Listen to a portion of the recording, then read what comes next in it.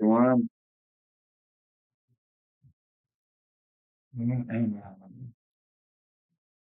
Looks like basically there we go.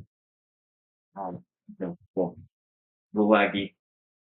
So today I'm going to talk to you about a child that is defiant, that is not doing what we ask. And it's annoying and frustrating and all different emotions that can come from it. And I want to go through my I mentioned of so the child is defiant, bring uh, annoying, frustration, all these different emotions that can occur. And I mean, this I'm talking about baby to even adult, right? So this can happen throughout a person's lifetime. And when it comes to how I can support myself, and then the parents that when I get to help, I really lay out a 5 dimension approach. I want to that it's really simple. I mean, I give them the knowledge. So I talk to them about the knowledge, you know, child development, science, and whatnot. Age, the typical that your kiddo would, right? And see why. That really depends on how old they are. Maybe at 4 years of age, a sensory motor something that is not right, or something that is not very wrong, or something that you just like them to communicate to you what's happening in their body, in their mind. And so, that's when we try to get curious. That's when it's time for us to ask questions. Now, for a 10-year-old, maybe they're a little bit more capable of letting you know, hey, this is what's happening. So, having that conversation about what's going on, or maybe there was a big emotional transition or emotional thing that occurred recently, and they're using defiance as kind of communication. All communication and right next to here. Do that. All communication is all behavior communication. Okay, for sure. All behavior is communication. What how they can tell us when they're not doing what we ask. And so once I go through the knowledge and let them know, that usually creates a big relief with their shoulders. Like, okay, it's not just me. They're not taking it personal, right? And that's really what we're going for here is, you know, children are going to push your buttons. Children are going to be themselves.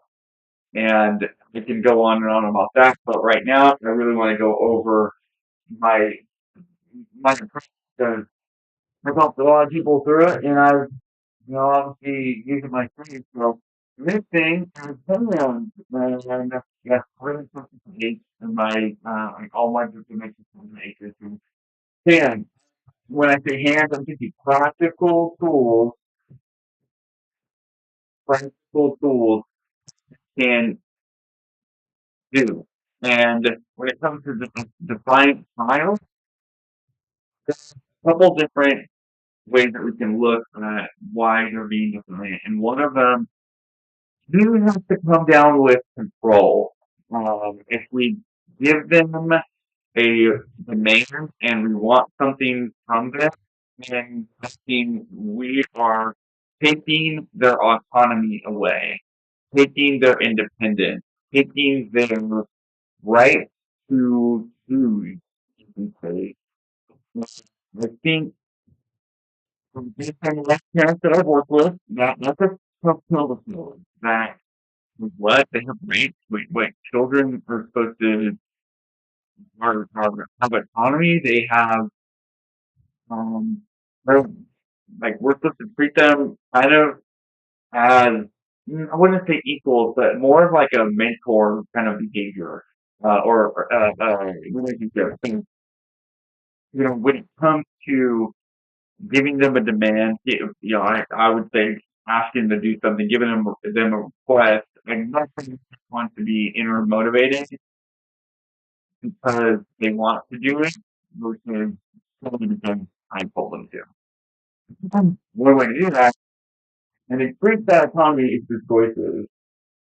Choices, choices, choices. Find myself saying that a lot to parents that I support, and maybe you've heard that out there on social media and whatnot, but they go going to like when I get stuck with stuff that I support and I live directly with, I literally and I'm being things that I'm like that I need to give them choices. Usually, it means I also need to go into fun mode, like change gears, maybe I'm being a little too serious, and then can just necessarily deuces. I'm not gonna let you say, usually when we're serious, we're not as regulated. We're almost too much into our head, too much into our bodies, maybe. And so, choices gives me an opportunity to give them autonomy, to give them choice and what they want to do. And it can even could be something as simple as now or later. It could be something as simple as do you want to do three, do you want to do 3 minutes or 4 minutes? Do you want to when the commercial break starts or after the commercial break ends? Do you want like transitions here? I'm gonna do a whole nother video on transitions because that's a whole nother fun thing I like to do about things. When it comes to people tools, this is what I've spent years not just studying but doing and applying. And so I'm not going to smoke up your food products, but these things work. These tools, they work. And when I say that, I mean they don't work the first time, do it 3 or 4 times. If that doesn't work, then we can go back to the right work. There's like no thing. And that's where I go to the park. That's where I go. To me, empathy. Let's say compassion, however, compassion is the sort of empathy and love. So, I mean, compassion is more of like a behavior over here, but I think of this sense, you all know what empathy and compassion means. It really means, and I'm like wanting to understand what my little kiddo is going through. So, so body and brain you know, doing their own thing. What's happening in their room? No, I think one more thing I can give as a practical tool that you can start doing is when it comes to the science, um, saying it 1 to 2 times. This is a huge one, and this is a difficult thing. I totally understand it because when I work with him and I think supervising would come in and he would see me say the command, say the demand, the request over and over again. And he'd ask me, "This what you do all the time?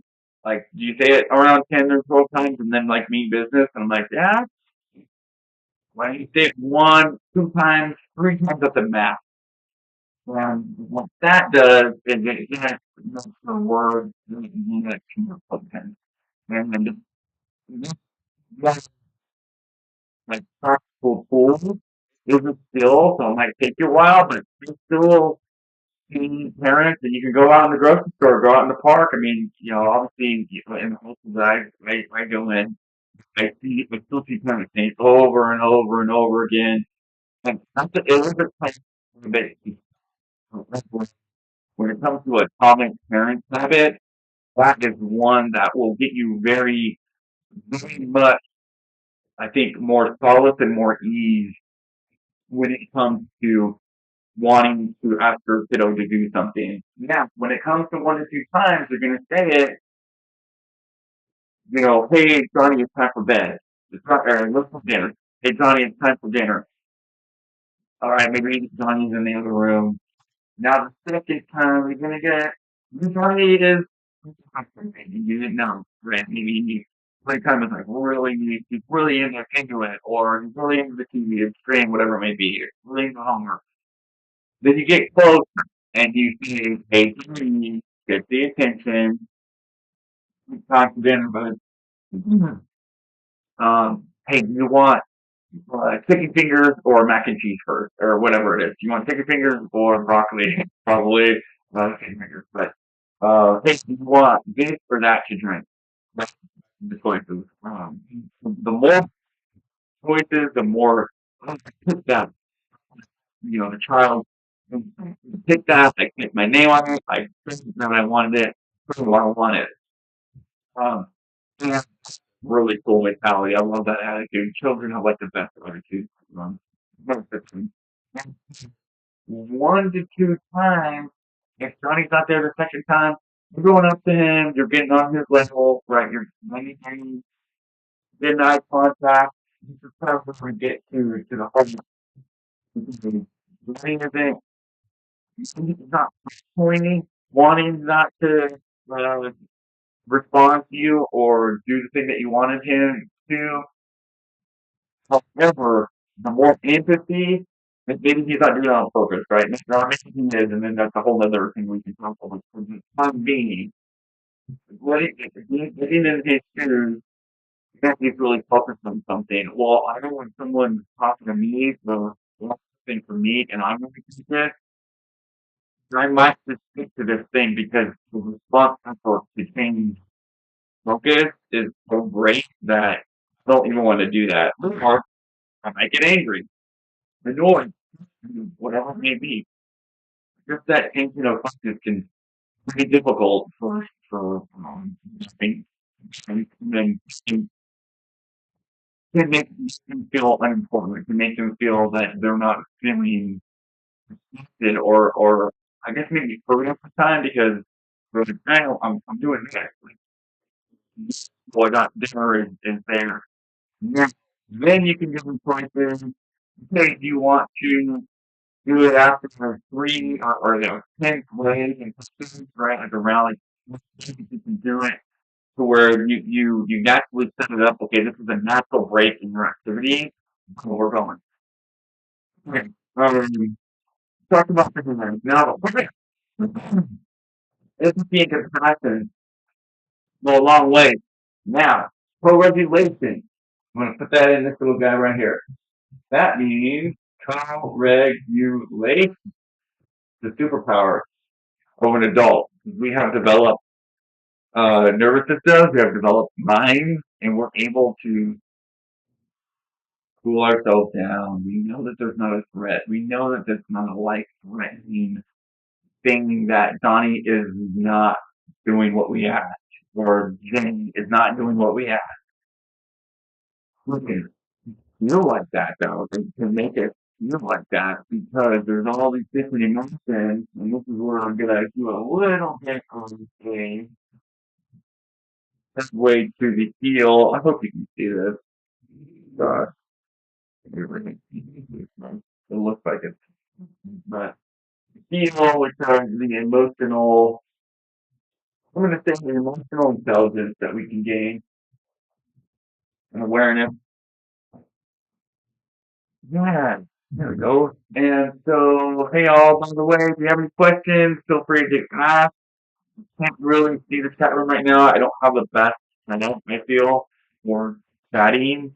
So my bad. I do want to get to the questions, so I'll talk with this out here in a little bit, but I really want to get to what is balanced parenting, right? What is this from empathy, compassion, co-regulation means that we are, oh my gosh, I love this painting. Okay, so to me, one of the clients I supported, she said that when I think of co-regulation, learning and validation go very hand in hand. I think of it as going with the wave, going with the flow. Like there, going, going with the flow. Unconditional with the flow. So Johnny is not just defining and ignoring, but he's saying like, oh, what do you want? Then what you can set first off, Johnny, you're angry. Sounds like you're angry.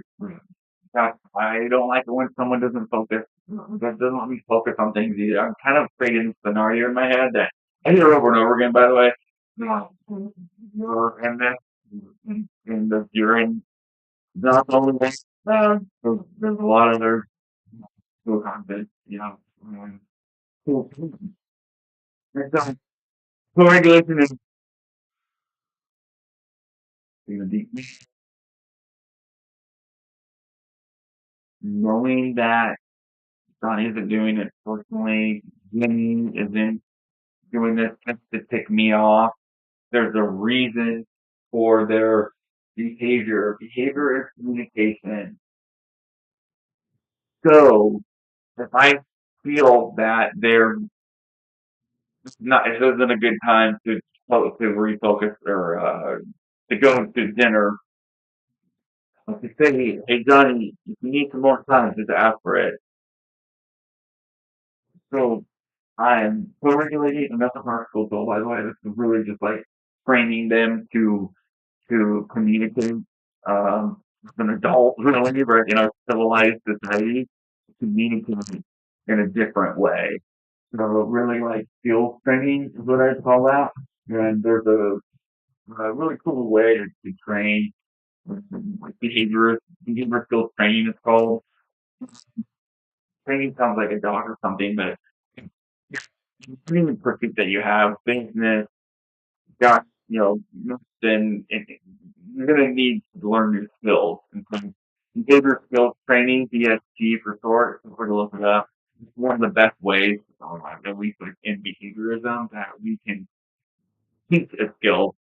I'm not going to go into, but that's another possible tool. Hey, if Johnny doesn't know how to come on to have for a minute, then we can teach them the verbiage of, in this instance, you want more time. So you can ask for it, Johnny, and this is how you ask for it.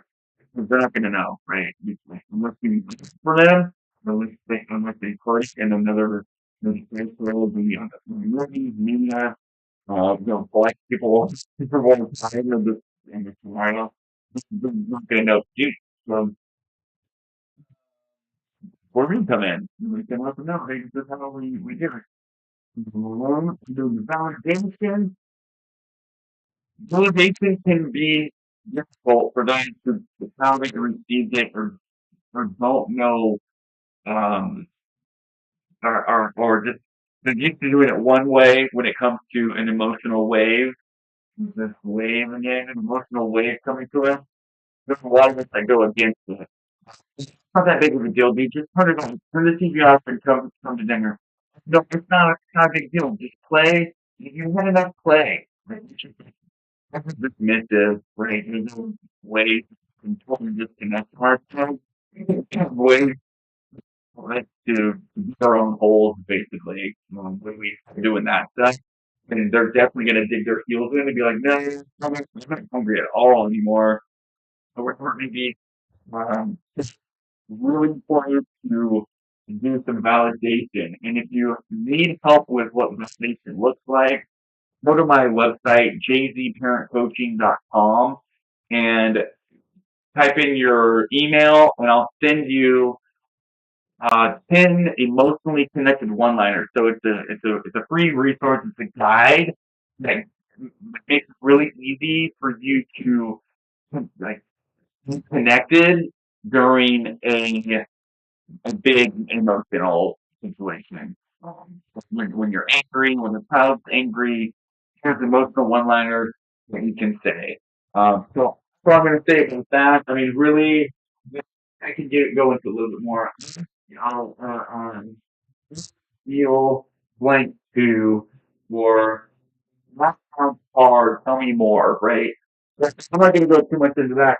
Please feel free to go to the website and now, right right now, I think it's really important for me. Like, like, um, even if you get angrily, these phrases, I'm really sorry. Because when I think, like, the thing, like, the body language and tone of voice might just be angry, but the message is want to connect. Hey, I don't like this so much, but I still want to stay connected. So again, jzparentcoaching.com. Um, and it goes on some stuff too, but give me the email. I'll send you that free resource, and then all the other cool stuff that we get planned for. You're here to be great. So that's the part. Regulation. They're all excited, and I'm gonna go back to this and go over feel. That is the fourth dimension of balance parenting. That's really going down to the nuts and bolts of why did I get angry when Johnny was defiant? Well, first, one of the things I like to say is get curious and not furious. Because once we're able to get curious of our own behavior, not about Johnny's right now, it's not about Johnny. We need to figure out ourselves. And then it's much more easier to figure out Johnny, Jenny, like, Lily, or JJ, whatever maybe. So, curious, not furious. Now I go to, how did I feel when Johnny was not paying attention to me? Or when Vinny just said no and gave me that look? I felt less than, I felt small. I felt like they weren't hearing me. And I felt like a bad dad. I felt like a weak person because I can't do this. I can't even get my child to go to dinner. I can't even get my daughter to put on their shoes. I can't even get them to school on time. You know, can't even have my son look at me and give not for somebody guilty and same things that I'm going through with I have some different clients, different cool parents that I get to help out. So, yeah, like all you musty little feelings that go under this tiny little situation, like this small little time in our life, like, or even just gut, we're like, nope, I don't want that. And then we get defeated, and some of us, we just say, okay, I'm not going to deal with that, depending on our mood, right? Depending on our state. Other times, we get to, well, Johnny, what was that? I'm going to come get you. I'm going to take this away. There's no way you're going to go get out of that. Well, we need to do this right now.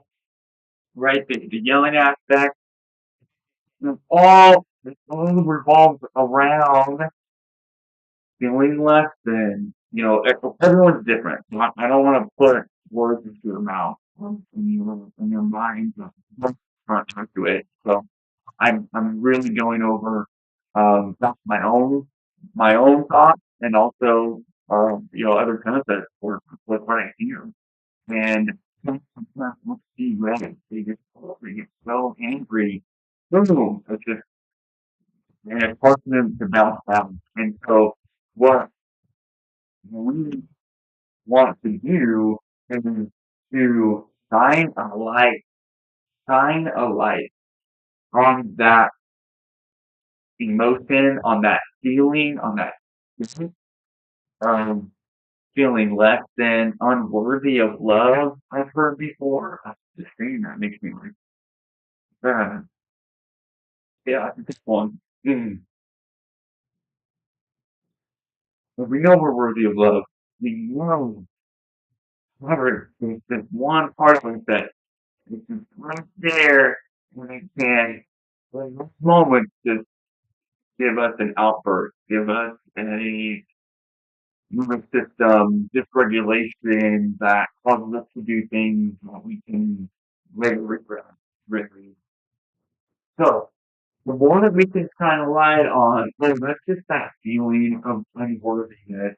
Like that feeling from less than. Well, that's that feeling that I'm a bad dad. Know what I'm doing. Well, that's that feeling. And that's a part of me that's restless enough. That's a part of me that is doing a job. That's a part of me that is doing a job out of love for me. It's a job of perfection, and it's a job of feeling okay with myself. And when someone, a kiddo, puts their finger in it and squishes it, oh, it hurts even more. That's not their fault. That's not something that they are in charge of. That's what something that we need to do on our own for ourselves, number one, and for our family. So when it comes to heal, there's not too much when we get to this level. I do guided meditations, I do healing meditations, there's different active imagination, self discovery exercises that are really potent. And these are where aha moments come from. You can I spent that in this breakthrough, this right here is on the time. Breakthroughs happen. You find out more about yourself. I find out more about myself when I go through these, when I do these, curiosity, active imagination exercises that are based on the somatic, right, on the body. So that's deal. Now, this one, right smack down in the middle is harmonize. Harmonize. And that is based on love, which is based on, well, and intuition. I'm just going to say, love and intuition is right in the middle here. This is the sweet. So I see this as kind of like a map to love, reflect, and how we can get you through this harmonized mode, right? So there's some parents who are very logic based. They like to cling on rationality, um, science, and research. Great, we got that for you. We got it right here. We got it right here. This is going to go on this way. What we need to do for that parent is go towards the emotion side, empathy, the heart, the heel, right? So we need to go way. And again, got some awesome tools, some fun ways to do that. I consider myself in that headspace, the more science. I mean, I'm a scientist and behaviorism, and I consider myself to be in that realm. A lot ago, years ago, and I have gone this way, and I have experienced what this feels like. And I'm sure most of you have as well, which is great. And if you have not, then that's okay too. That is okay. Because there are awesome exercises, there are awesome ways, there are amazing ways to deepen that part of yourself. It's there. Everyone has it. We're all ingrained with love and unconditional love. That is boundary. Unconditional love. That is the goal. So right now, I want to go through a meditation, just to end. And give you a piece of a feeling of, what I want parents to lead with when we're working together, when we're communicating, when we're having a conversation together about their family, about their little ones. I want them to feel a sense of peace. I want them to know that, hey, you're doing an amazing job, whatever it is, however you're doing it, you're doing the best you can. We're all doing the best we can. And when we come at it like that, there's so much more growth that can occur. A lot of us we beat ourselves up, and that creates neutrality, not so much growth, or even maybe even whatever the opposite of growth is. I don't know. But that's still growth, right? Because you can still learn. So if you're inclined to do this with me, feel free to close your eyes. Take a nice deep breath in.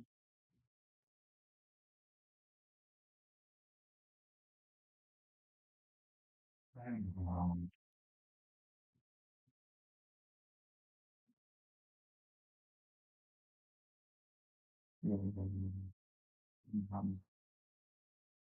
this is one of my favorite favorite ways to get into the relaxed state. I think it's the quickest way. So first, we're going to pay all of our attention on our forehead. We do spend a good amount of time there throughout the day. Put all of your attention into one part of your body, of your mind, of your brain, even. Oh, no problem. Let them do. Now, put 100% of your focus into the back of your head. Breathe and your feet.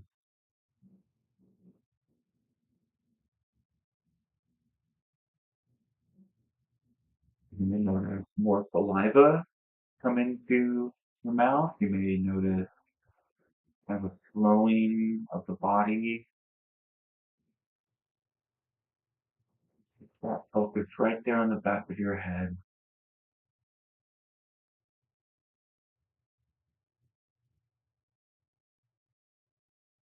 Now go to your heart.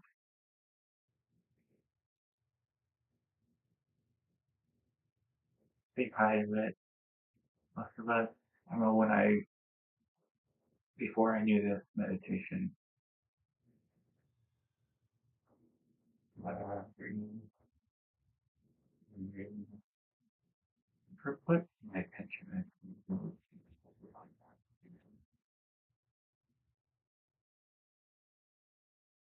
Just right away, give it out now, please. However you want to welcome your heart. Yeah, little handshake, a hug, the chest bump, salute,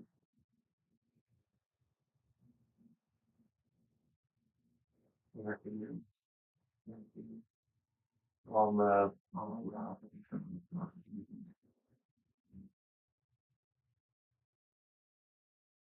And make your way down to just behind your navel, right at the bottom of your spine. Breathe in your face, nice and deep, be fully present at the bottom of your spine.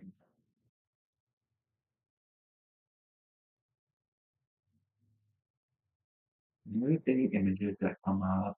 It could be peaceful, it could be loving, it could be an environment, a setting, people. You can find whatever comes to mind right now. Just be open to receive it.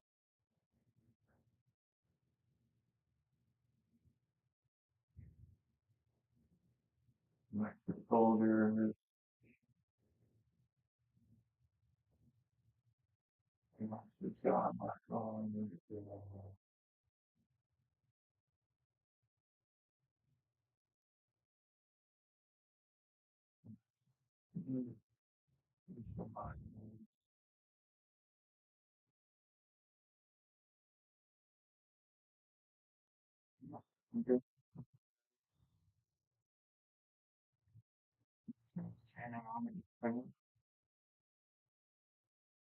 Wiggle your toe.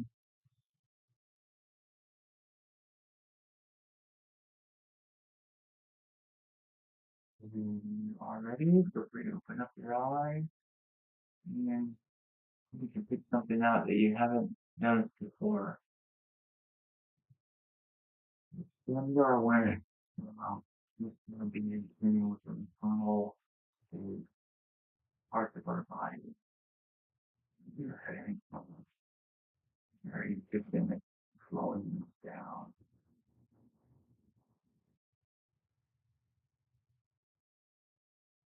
That's it for me. I'm gonna be doing these live streams more often. So thank you so much for joining this one. And I'll take a look at your questions. And if you have any questions, feel free to message me. Um, Go to my website, daisyparentcoaching.com. You know, look, you can fill in your email address and I'll zip over to you a free guide on what to say when you're angry, when you're frustrated, when your kiddo is defiant. What are some different things that you can say that deepens the connection or even holds the connection, even when we're ourselves annoyed, frustrated. Okay? Thanks so much for watching and see you soon, hopefully.